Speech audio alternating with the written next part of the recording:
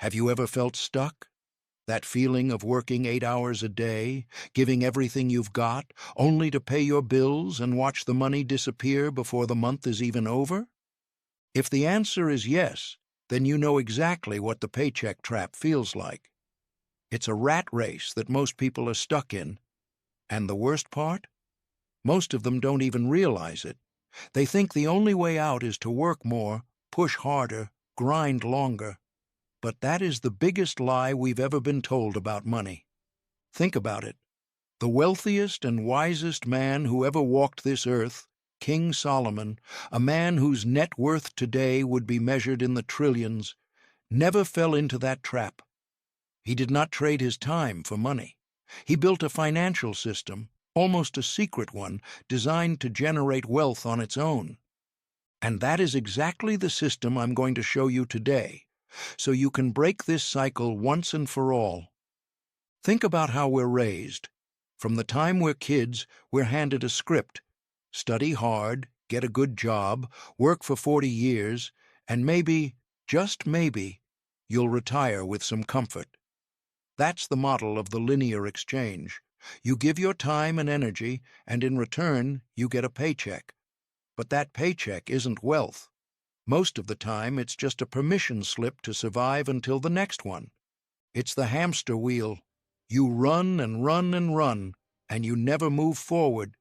You get a raise, and like clockwork, your cost of living rises with it. You finance a nicer car, you move into a bigger place, and your expenses expand to swallow every extra dollar. You might be earning more, but you're not getting freer. If anything, you're more chained than before. Solomon himself spoke about the emptiness of working without purpose. In Ecclesiastes, he says that the labor of a fool exhausts him. This isn't a criticism of hard work.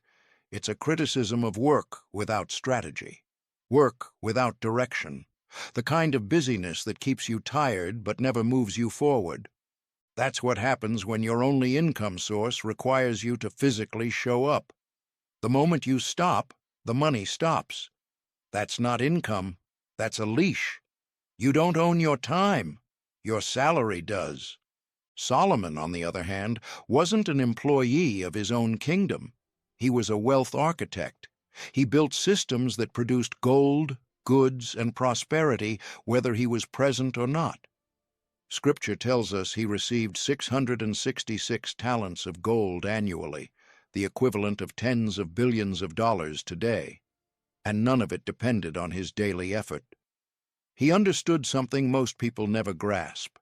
It's not about how hard you work. It's about how intelligent your system is. And the foundation of that system isn't money, it's wisdom. The defining moment of Solomon's financial mindset happens right at the very beginning of his reign. God appears to him in a dream and makes the offer of a lifetime. Ask for whatever you want, and I will give it to you.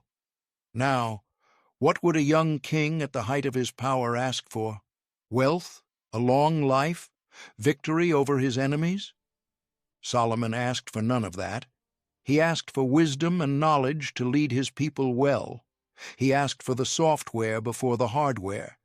He understood that with the right wisdom, everything else would follow naturally.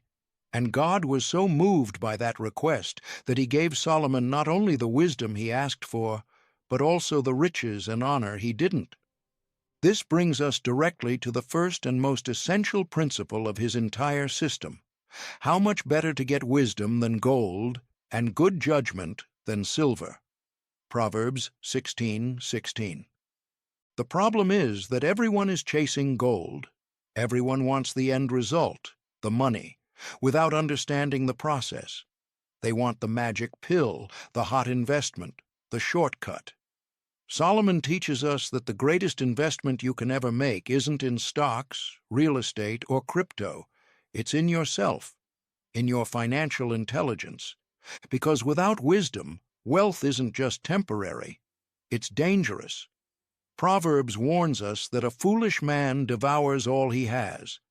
That's why we see so many stories of lottery winners who, within a few years, have nothing left. The money came. The wisdom to manage it never did. So, before we copy Solomon's strategies, we need to adopt his mindset. The first step out of the paycheck trap is to stop chasing money and start chasing the knowledge that attracts it. Now, with the right mindset in place, let's get practical and decode how Solomon actually operated. He didn't depend on a single job. He built a financial ecosystem. I've broken it down into 4 practical moves you can begin applying starting today. Move 1. The foundation. Stewardship and strategic diligence. The first shift is a mindset change. You are not the final owner of your money. You are a steward, a manager. That changes everything. Instead of asking, "What can this money buy me?" you start asking, "What is the best use of this resource?" This leads us directly to diligence. Proverbs 10:4 says, "Lazy hands make for poverty, but diligent hands bring wealth." And here's the secret most people miss. Being diligent isn't just about working hard, it's about working smart and strategically. Solomon wasn't out there laying stones to build the temple. He was organizing the teams, negotiating with other kingdoms, and planning the entire operation. In our lives, this looks like 2 things. First, having a financial plan, knowing exactly where your money is going and where you want it to go. Solomon already warned us in Proverbs 21:5, "The plans of the diligent lead to profit, but haste leads to poverty." Second, living one level below your means. The wise save, the foolish spend everything they earn. This isn't about depriving yourself, it's about creating margin, a gap between what you earn and what you spend. That margin is the seed of your freedom. Move 2. Savings, planting the seeds of wealth. There is no harvest without a seed. The farmer who eats every seed from his harvest will go hungry next season. It's that simple. In the same way, someone who spends 100% of their income is choosing to never leave the cycle. Solomon gives us a direct warning in Ecclesiastes 11:4. "Whoever watches the wind will not plant, whoever looks at the clouds will not reap." If you keep waiting for the perfect conditions to start saving and investing, you will never start. Don't wait for a bigger paycheck. Don't wait until you've paid off every debt. Start today with what you have. The seed may seem small, 5 or 10% of your income may not feel like much, but no forest ever started with full-grown trees. It started with seeds. Your job isn't to build the entire forest at once. It's to make sure that with every harvest, every paycheck, you set aside the seeds first, before anything else. That discipline is what separates the wealth builder from the eternal bill payer. Move 3. Investment. The principle of multiple streams. This is where the real transformation begins. Solomon didn't have one income stream, he had many. Trade routes, gold mines, livestock, land, tribute from allied kingdoms. He understood the power of diversification better than anyone. His most powerful advice on this is found in Ecclesiastes 11:1-2. "Cast your bread upon the waters, for you will find it after many days. Give a portion to 7, or even to 8, for you know not what disaster may happen on earth." Translated into our world today, "cast your bread upon the waters" was a metaphor for maritime trade. Send your resources out into the world, invest them, and they will come back multiplied. That is the pure essence of passive income. And give a portion to 7, even 8. That is the golden rule of diversification. Don't put all your eggs in one basket. 3,000 years ago, Solomon was already teaching us not to depend on a single income source. If one ship sank, he had 7 more at sea. If one income stream dries up, you need others still flowing. Your streams today might look like this: your primary job, dividend-paying stocks or index funds, real estate investment trusts that generate rental income, a side business you start small in your spare time, or a digital product an ebook, an online course, something you create once and sell forever. The goal isn't to build all of these tomorrow, it's to start with a second stream, then a third, always with wisdom and diligence. Move 4, the system, leverage and automation. This is the final move, and the one that truly separates those who build lasting wealth from everyone else stuck in the race. Solomon didn't captain his own ships. He built the fleet, mapped the routes, formed the alliances, and hired the crews. Then he stepped back. He created a system that operated without requiring his presence. He used what we now call leverage. The paycheck trap produces linear income. 1 hour of work equals 1 hour of pay. The moment you stop, everything stops. Financial freedom comes from exponential, systemic income, a system that works for you around the clock. How do you apply this today? Delegate. As soon as your side project starts gaining traction, bring someone in to handle the operations. Your role is to be the strategist, not the one doing everything.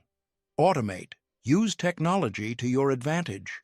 Create processes that run on their own. Use tools for scheduling, marketing, and customer service. Transform active income into passive income. If you're a designer, instead of only taking client projects, create a template pack and sell it online. If you're a coach or consultant, instead of only selling your time by the hour, record your method as a course. The goal is to gradually move from the position of worker to the position of system owner. That requires a significant upfront investment of time and effort. I won't pretend otherwise, but it's that investment that purchases your freedom down the road. Solomon's secret isn't an overnight formula. It's a system, a method grounded in principles that never grow old. It begins with the pursuit of wisdom over gold. It continues with the discipline of spending less than you earn so you can plant the seeds of wealth. It flourishes through diversification across multiple income streams like the 7 or 8 of Ecclesiastes. And it reaches completion when you've built systems that work without you, giving you back your most valuable asset, your time. Financial freedom doesn't come from a bigger salary. It comes from a smarter system. You don't need to be a king to use these principles. You simply need to decide today that you're done being a slave to the clock and ready to become the architect of your own financial life. The path out of the rat race begins with a single step. So here's my challenge to you right now. Looking at these 4 moves, foundation, savings, investment, and system, which one are you going to put into practice starting today? Drop it in the comments. I want to read and follow your journey.